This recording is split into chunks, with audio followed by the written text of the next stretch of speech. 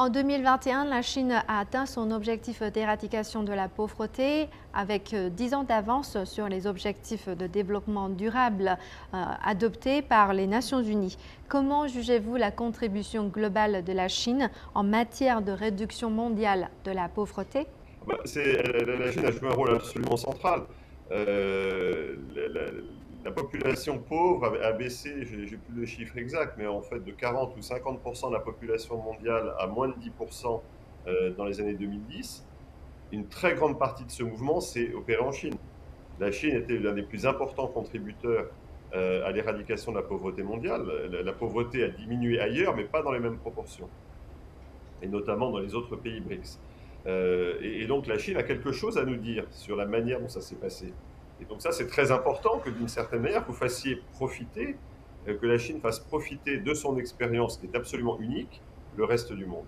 Et encore une fois, les défis auxquels on est confronté requièrent toutes les intelligences, toutes les expériences, toutes les leçons du passé. Et donc c'est pour ça que j'ai toujours accueilli les bras ouverts, les endroits où on peut discuter, échanger, partager sur cette expérience. L'éradication de la pauvreté, c'est le combat du 21e siècle. Et il n'y aura pas d'éradication de la pauvreté si on n'est pas capable de lutter contre le changement climatique en particulier. Le changement climatique, on le voit bien, touche les plus pauvres. C'est les zones pauvres qui sont touchées par l'élévation du niveau des mers, par les catastrophes naturelles, par les migrations.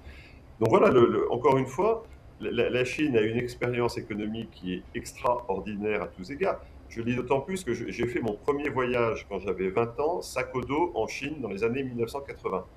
Et depuis, j'y suis retourné très très souvent. J'ai jamais vu dans ma vie d'endroit qui changeait aussi vite.